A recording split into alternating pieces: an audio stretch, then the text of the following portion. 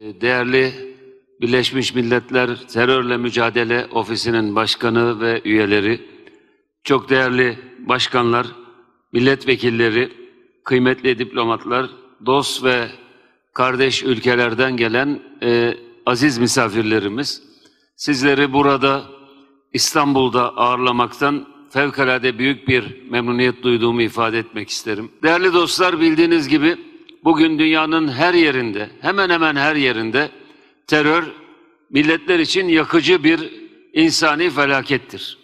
İnsan eliyle oluşturulmuş olan bir felakettir. Onun için sadece bir tek bölgede değil, zaman zaman bölgesel olarak odaklandığı yerler olmakla birlikte teröre karşı dünyanın her yerinde ortak bir mücadele, ortak bir zeminde mücadele etmek hepimizin önemli ödevlerinden birisidir. Bu çerçevede devletlerin tek başına yapacağı işler olduğu gibi ne kadar güçlü olurlarsa olsunlar, hiçbir devletin tek başına da terör meselesini çözmesi mümkün değildir. Onun için diyoruz ki teröre karşı ortak bir kararlılık, ortak bir mücadele zemini, kurumsal kapasitelerimizin artırılması ve bu çerçevede dünyanın hiçbir yerinde terörün en ufak bir fırsat dahi bulmadan karşısında güçlü, kararlı, hukuk zemininde mücadele eden devletleri ve uluslararası camiayı bulması şarttır. Bunun için Birleşmiş Milletler'in terörizme karşı ve dünyadaki aşırıcı akımlara karşı mücadele veren bu heyetini fevkalade önemli insani bir sorumluluğu yerine getiren bir heyet olarak kabul ediyoruz ve kendilerinin desteklenmesinin de elzem olduğu kanaatindeyiz. Bu çok uluslu, bütün dünya ölçeğinde uluslararası bir çabayı zorunlu kılan teröre karşı da bütün yönleriyle mücadele etmek şarttır. Değerli katılımcılar, bildiğiniz gibi terörle mücadele tek yönlü, tek taraflı bir mücadele değildir. Nasıl terörü ortaya çıkaran sebepler çok yönlü ve çok taraflı, çok katmanlı ise, teröre karşı mücadelede de çok yönlü, çok katmanlı bir mücadelenin müştereken verilmesi şarttır. Terörün hiç şüphesiz demokrasiyle bir ilişkisi vardır ya da demokrasi azlığıyla ilişkisi vardır. Terörün insan haklarıyla ilişkisi vardır. Daha doğrusu insan haklarının ihlalleriyle irtibatı vardır. Aynı şekilde terörün ekonomik geri kalmışlıkla, bölgesel geri kalmışlıkla ve bir takım eşitsizliklerle de yakın ilişkileri vardır.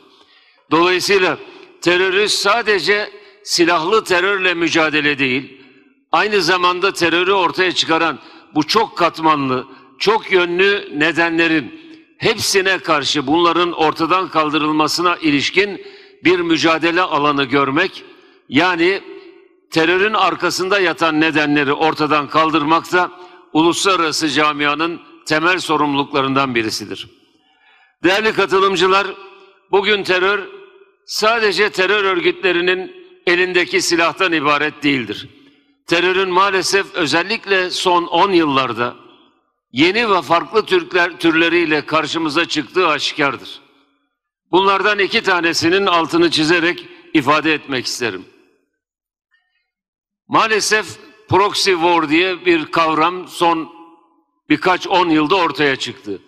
Vekalet savaşları aslında uluslararası ilişkilerde bazı ülkelerin kullandıkları bir uluslararası ilişkiler kartına dönüştürüldü. Terörü bu kadar büyüten, bu kadar destekleyen, terörü bu kadar şımartan önemli sebeplerden birisi, bazı ülkelerin vekalet savaşları adı altında kendi bir takım menfaatlerini sağlamak için Asya'da, Afrika'da, Orta Doğu'da, Latin Amerika'da dünyanın birçok yerinde terör örgütlerini silah vererek desteklemeleri, siyasi destek vererek desteklemeleri, lojistik destek vererek desteklemeleri, velhasıl kendi çıkarına zannettikleri terör örgütlerini silahlandırarak uluslararası alanda mevzi kazanma gayreti içerisinde olmalarıdır. Vekalet savaşları kavramı uluslararası ilişkiler tarihine bir kara leke gibi düşmüştür. Şunu yıllardır söylüyorum, bir kere daha burada ifade etmek isterim. Büyük devletler, teröre destek veren, vekil örgütlerini destekleyen devletler, eğer bu vekil örgütlerine destek vermeyi, silah vermeyi, siyasi destek sağlamayı, lojistik destek sağlamayı bıraksınlar, bir hafta içinde, 10 gün içinde dünyanın hiçbir yerinde terör örgütü kalmaz. Mesele bu kadar açık bir vaziyettedir. Dolayısıyla öncelikle buradan, bu uluslararası platformdan açıkça çağrıda bulunuyorum. Ne gerekçeyle olursa olsun, ellerini rahatlatmak için, kendi dış politikalarını desteklemek için, silahlı gruplara silah desteği veren, her türlü desteği veren ülkeler bu destekleri vermeliyi sonlandırmalıdır. Eğer bu destekler verilmezse dünyanın birçok yerinde terör örgütlerinin artık herhangi bir operasyon yapması mümkün değildir. Aranızda Afrika'dan arkadaşlarım var. Şu örneği vermek isterim. Afrika'da içecek bir bardak temiz suyu olmayan, yiyecek yarım lokma ekmeği olmayan insanların elinde on binlerce dolarlık ölüm silahları vardır. Bu silahları kim veriyor? Bu silahları bu terör örgütleri, isimlerini burada saymayacağım, bu terör örgütleri herhalde çarşıdan, pazardan satın almıyorlar. Bunlara bu terör silahları verenler Afrika'daki terörün birinci derecede sorumlularıdır. Aynı şekilde terör örgütlerinin cenneti haline getirilen Orta Doğu'daki bu kadar çok terör örgütüne acaba hangi ülkeler ne destekler veriyorlar? Binlerce, on binlerce tır silahları getirip teslim ettikleri terör örgütleri Orta Doğu'da barışın değil, Orta Doğu'da savaşın, istikrarsızlığın ve Orta Doğu'da sosyal çöküntünün bizatihi sebebi oluyorlar. Dolayısıyla vekalet savaşlarını bitirmek terörle mücadelenin en önemli gündem maddelerinden birisi olmalıdır. Ve burada açık bir şekilde söylüyorum. Her uluslararası platformda teröre karşı mücadeleden bahseden bazı ülkelerin artık ikiyüzlülüğü bırakmaları lazım. Teröre karşı mücadele ediyoruz diyenlerin önce teröre destek vermemelerinin sağlanması gerekiyor. Bunun için uluslararası camianın özellikle vekalet savaşları üzerinden ortaya konulan terörü ciddiyetle gündemine alması ve bunun sonuçlandırılması için mücadele etmesi lazım.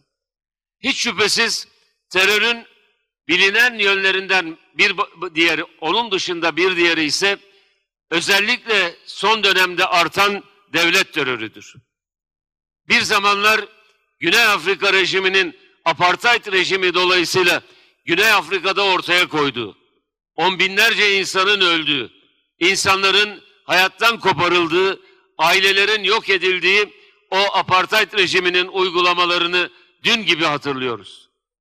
Ancak ne yazık ki aradan bu kadar zaman geçmiş olmasına, apartheid rejiminden sonra Güney Afrika'da bir demokrasinin kurulmasını sevinçle karşılamamıza rağmen ne yazık ki insanlığın merkezinde Orta Doğu'da yeni bir apartheid rejimi insanlığa karşı büyük suçlar işlemeye devam etmektedir. Bugün 2. yılını dolduran Gazze'deki İsrail Netanyahu hükümetinin Siyonist rejimin işlediği suçlar insanlık tarihinin en ağır utanç tablosudur. Bu 2 yıl içerisinde 70 bini aşkın sivil, bunların %80'i kadın ve çocuk olmak üzere acımasızca öldürülmüştür. 180 bini aşkın insan, bunların yarısı hayatlarını idame ettirmekte zorluk çekecek kadar ağır yaralı vaziyettedir. Bu verdiğim rakamlar Birleşmiş Milletler'in raporlarıdır. Hakikatte istatistiğin hangi seviyelere yükseldiğini ne yazık ki tam manasıyla bilemiyoruz. Ayrıca 7 bine yakın aile tamamen yok edilmiştir. Bu 2 yıllık süre içerisinde okullar, hastaneler, camiler, kiliseler neredeyse tamamen yok edilmiştir. Sürdürülmekte olan bu soykırımın geldiği son nokta ise soykırım kelimesini dahi utandıracak boyuttadır. Artık açlık bile bir ölüm silahı olarak kullanılmaktadır. Böylesine büyük bir katliamın, böylesine büyük bir soykırımın, böylesine büyük bir devlet terörünün en büyük terör olduğunda herhalde şüphe yoktur. Dünyanın bütün terör örgütlerini bir araya getirseniz, terörist İsrail rejiminin Orta Doğu'da 2 yıldır Gazze halkına karşı sürdürdüğü bu soykırımdan daha ağır bir insanlık suçu işleyemezlerdi. Ama ne yazık ki teröre karşı söz söyleyen bazı ülkelerin İsrail'in ortaya koyduğu devlet terörüne karşı sessiz kalması ise maalesef bir büyük ibret vesilesidir.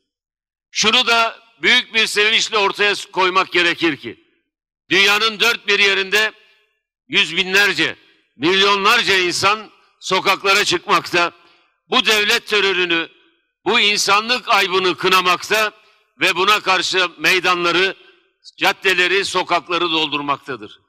Diyebiliriz ki bu büyük insanlık suçuna karşı insanlık cephesi harekete geçmiş ve insanlık cephesi inşallah bu büyük aybı ortadan kaldıracak güce ulaşmıştır. Bunun en somut göstergelerinden birisi ise, yani bir tarafta Siyonist insanlık suçu işleyen terör devletinin, diğer tarafta insanlık cephesinin en son örneği ise Akdeniz'de onlarca gemiyle ortaya konulan Sumut insanlık filosudur. Bu filonun insanları maalesef uluslararası sularda İsrail'in gemileri tarafından alıkonulmuş, gemilere el koyulmuş, insanlar gözaltına alınmış, sonra da birkaç gün sonra da deport edilmişlerdir. Bu süre içerisinde dünyanın dört bir tarafından yüzlerce insanın oluşturduğu bu insanlık cephesinin üyesi kahramanlara karşı büyük bir suç işlenmiş, onların gözaltında tutulanlara uygulanması gereken temel insani yaklaşımlar dahi sergilenmemiştir. Dolayısıyla dünyanın gözü önünde 147 farklı milletten insanın bir araya geldiği bu kadar büyük bir insanlık sivil kitleye karşı bile suç işlemekten çekinmeyen bu devletin terör devleti olma özelliğini herkese açıkça gösterdiği açıktır. Dolayısıyla nasıl vekalet savaşlarına karşı mücadele ettiysek, nasıl bir zamanlar uluslararası camia Güney Afrika'daki apartheid rejimine karşı mücadele ettiyse, bugün de artık tamamıyla bir terör devleti olma özelliği kazanmış olan İsrail'in saldırgan hükümetine karşı da uluslararası camia en üst düzeyde mücadelesini sürdürmelidir. Bu vesileyle bir kere daha bu anlamlı toplantıyı teşrif ettiğiniz için her birinize ayrı ayrı çok teşekkür ediyorum. Birleşmiş Milletler Komitesi'nin değerli temsilcilerine, değerli dostlarımıza ve Katar Milli Meclisi Başkanı değerli kardeşime bu çabaları dolayısıyla bir kez daha teşekkür ediyor. Hepinize İstanbul'a hoş geldiniz, sefalar geldiniz diyorum. Thank you very much, Your Excellency, for this welcome.